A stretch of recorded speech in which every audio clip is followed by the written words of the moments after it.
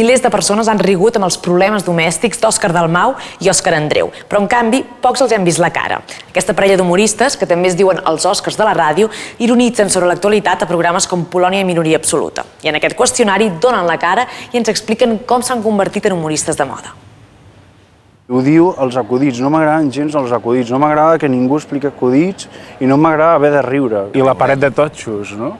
Quina és la paret de totxos? Dels monologuistes. Ah, sí. Quan a tu et surt un tio sol i et comença el discurs dient l'altre dia, sí, és mentida. Ja anem malament. Doncs com és el vostre sentit de l'humor? Nosaltres som els abanderados, ho dic en català normatiu, d'una nova corrent internacional d'humor que hem creat nosaltres mateixos, que no existeix, i que es titula... De fet, s'ho està inventant ara. Es titula Humor Vague. Humor vague. Repeteix amb mi. Humor vague. Vague. Humor vague. Que és com la novel vague, però amb humor, és a dir, no té cap sentit. I qui us fa gràcia a vosaltres? Un senyor que fa un monòleg amb una guitarra explicant que totes les cançons del pop actual estan basades en el cànon de Pachelbel. Do you have the time to listen to me whine?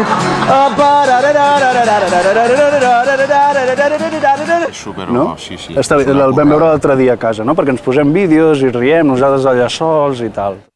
Però si acabeu de dir que no suporteu els monologuistes. Ah, sí, és veritat. És que ens fas anar... Està molt mal portada aquesta entrevista. Que no ve la Viviana? Que no ve la Viviana. Nosaltres ens havien dit que vindria la Viviana.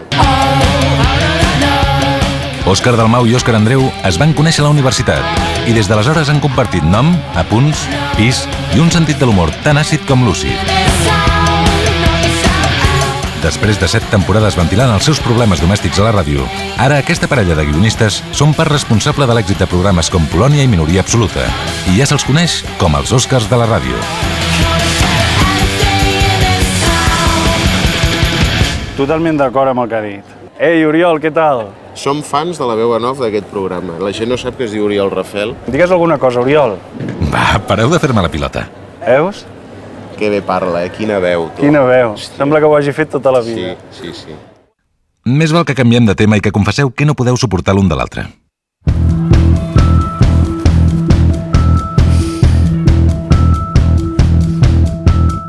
I què és el que més us agrada? Mira lo que t'he posat. Ja m'ho he vist. Pues anda que jo. Que cabron. Quant temps de vida li queda a la ràdio? La ràdio és allò que té que sembla del segle XIX, la televisió del XX, i nosaltres som fans d'internet, oi que sí? Visca internet. Visca. A què esteu enganxats d'internet? Veiem ara vídeos al YouTube de la televisió dels 80, l'edat d'oro i aquests programes. ¿Cuál es la mayor estupidez que se ha dicho sobre vosotros? Que somos chicos.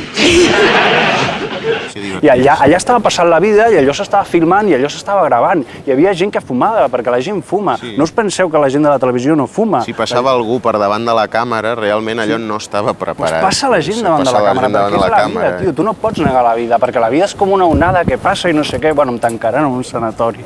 Viva la vida! Viva la vida, no? Viva. Viva. Visca. Visca. Estem al 33, nen. Visca la vida! Visca. Visca.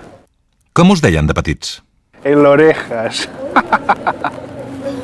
Quina merda, no? No em deien així, tio, eren uns fills de puta. Què és el pitjor que li pot passar a un humorista? Que es faci gràcia a ell mateix. Si et fas molta gràcia a tu mateix, o sigui, tens molts números, saps? Sí, però per fer el pena. Confesseu un moment penós. Explica tu, però jo aquí sí que no... No ho has passat mai malament. No, sí, però ara no em ve al cap. A mi, jo tinc una reacció fisiològica que és començar a suar com una boja. Sabeu l'expressió suar com un porc? Exacte. Sí, sí, sí. Vull dir, és... Ara m'he fet gràcia. Diuen que els humoristes sou molt tímids, en realitat. Sí, sí, pot ser. També expliquen dels humoristes que als sopars expliquem acudits i realment no és així. No sopem mai. Clar. Ah, vosotros os dedicáis al humor. Dius, sí. Ah, pues venga, a ver si me hacéis reír, explicadme un chiste. I clar, dius, hòstia, és una molt mala entrada, no? Cuádrame un balance. Claro. Claro, cuádrame un balance. Claro. Hazme un anuncio. Hazme un anuncio, cuádrame un balance. No li vam dir, no? No li vam dir. Ens vam acollonir. Perquè, com a bons humoristes... Som tímids, en el fons. I covards, diria. En el meu cas, reivindico la meva covardia. La paraula és covardia. Covardia. I si un dia la gent no riu amb vosaltres, què faríeu? Sé portar màquines tèxtils, sé carregar i descarregar camions, que són coses que he fet, escriure, fer música... Punxar. Punxar, clar. Quina música punxes? És música tranquil·la perquè la gent doncs, es prengui alguna cosa. Qui és? No, estem en una... S'equivoquen. S'equivoca. I el que sí que m'agrada doncs, és recuperar música dels anys 60, pop, fet en català. No hi haurà ningú en el món, serem ben sols, només tu i jo. És molt bo, ell no ho diu, però ho dic jo. I què opineu del pop català actual? Hi ha els Mazzoni, hi ha els Antònia Font, hi ha els Guillemino, els 12, el Refri, és gent que no necessàriament canten en català, jo què sé, hi ha els Love of Lesbian, Stan Still, i gent no només de Barcelona, sinó de fora. I és al·lucinant, perquè ho vivim ara, i això està passant ara mateix, i és un moment de renaixença total del pop català en català I en castellà. I en castellà. Visca el pop! Visca! Hi ha algun escriptor tan entusiasta que us pogués fer una biografia? Maria de la Pau Janer ens podria fer una biografia i moltíssimes coses més. Sí. Com, per exemple, ser amiga nostra. Els llibres a la parella els llegeix ell. Sí, jo sóc aquell llegeix... Sí.